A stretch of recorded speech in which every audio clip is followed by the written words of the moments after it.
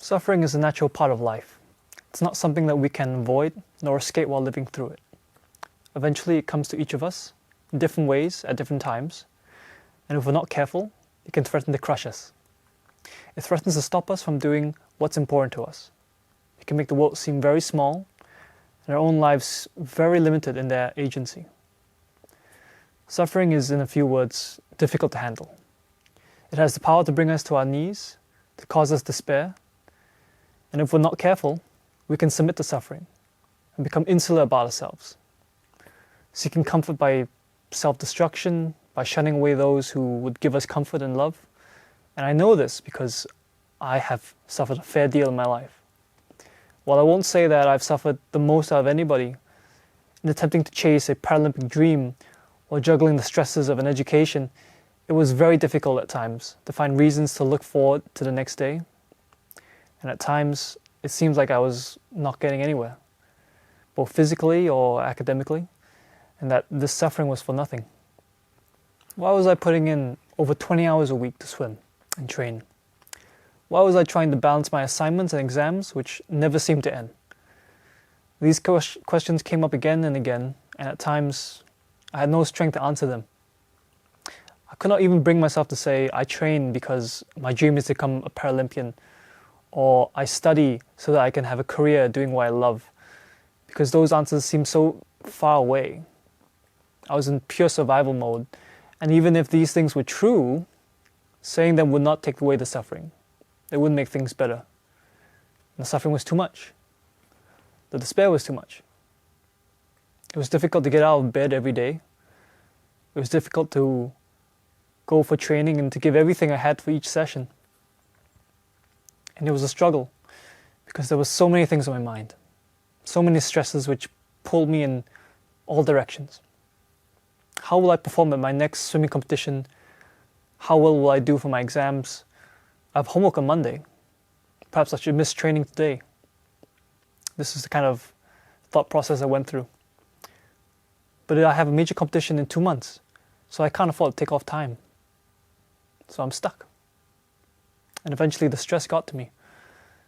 And it was altogether a difficult time. And although several years later, I'm in a better place, that experience has not left me yet. Because it's an experience that's continuously ongoing. I have to face it every day. And will likely have to continue to do so long as I wish to study and swim at the same time. But I'm happy to say that I've survived. I found a way out of it. But it wasn't through sheer force of will, nor through some miraculous change.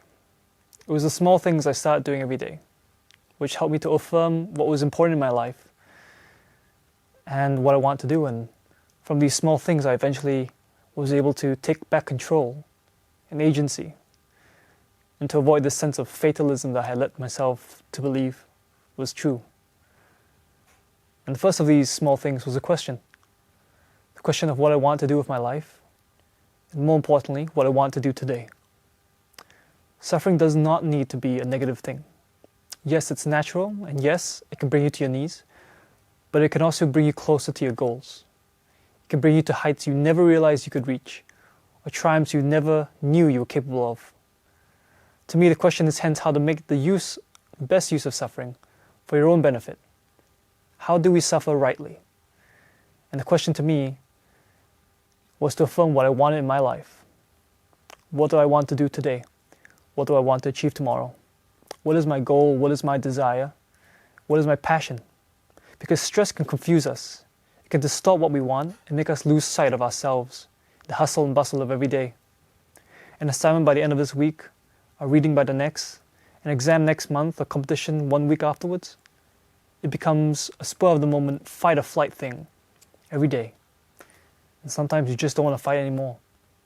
It becomes pure desperation and pure flight. But when I ask myself, what do I want to do? It's like a reset. Every morning I ask myself, what do you want to do? And every evening I ask myself the same question. And these questions reaffirm my goals every day. Because I'll never be lost, because once I wake up, before I go to sleep, I know what's important to me.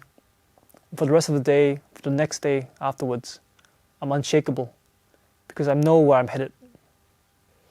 Whatever the course of the week brought, I understood the critical path to get through it. I understood what I needed to do with my life, what was important to me, and as long as I knew that, I was able to continuously orientate myself within this maze of everyday things and stresses. So things made sense again. The future was no longer the end of the next excitement, but instead it stretched onwards towards the end of my life. I was free. And it came from a single question. What do you want to do? Affirmed at the start of every day and every night. If you know what you want to do, you cannot be lost. If you know what you want to do, you will find a way back to it, to what's important. It's like a compass by which you can always head back north. And that was a small thing which led to other small things, like sleeping earlier, doing my work earlier, eating better, becoming more relaxed and more confident with myself. And with the support of my family, my coaches and my teachers, I was eventually able to escape that dark time in my life.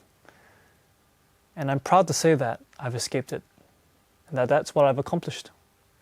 Because I can say, you have not conquered me, and I have survived you. And I took all that suffering you gave me and I made it work. I suffered and I still made it through. And you beat me down and I got back up. I moved forward and I took that pain and I made it into something positive. It made me stronger. And I am stronger. I made it to the Paralympic Games. I competed against the best in the world and held my own. And you cannot take that away from me. The suffering cannot tear me down. Because I've done it. And I did it through suffering by coming out the other side. Exhausted and hardened, but alive and happy because I went the distance. I proved it to myself. And I used my suffering to get closer to my goals. Or in other words, I can now say that I train because I've seen the light at the end of the tunnel. I train because every session brings me closer to success. And a success I've chosen for myself. A success I've chosen in which no one else can take from me. And the success is my life. And no one can take my life away from me. Now, not everybody can take the same amount of suffering, and neither should they. Not everybody can suffer and come out of it in a positive way equally. But there is hope. There is hope because your future really is in your hands. There is hope because you really do have agency over your own life. There is hope because there really is a pathway forward. Because you are already it. You are already it. You are already that pathway forward. So you only have to ask yourself a simple question. What do you want to do? What do you want to do today? What do you want to do tomorrow? What about next week? Next month? If you can answer these questions, you are already it. The path is clear. From there we can take it one step at a time. One day at a time. From there we can start the small things which will eventually lead us out of that darkness and into a place where suffering has not conquered us, but instead has been used to bring us to someplace higher. And it will take a lot of work. But at least now we know where we are going. We know that the work we're doing is meaningful. It's our own work. And it's bringing us closer to where we want to be. And if we know where we are going, we will never be shaken and never be lost. But once again, it's easy to say such things. The truth is that we have to live with this. We have to live with the reality of the work itself. And the work is hard. You can ask yourself, what do you want to do today? But the fact is that you actually have to do it today. You actually have to get out of bed and fight off those bad feelings, those bad thoughts, and try to do something with your time. So take it in small steps. Set the ground for success. Do the small things because they will help you to live. Sleep earlier, set up a routine, help yourself out. And do these things not because you've been told to do them, but because they will bring you closer to your own goals. because these are things that will bring you to the place you want to be and to be the person you want to be. Suffer for yourself instead of for things which will destroy your life. During my Paralympic journey, there were stumbles and there were falls.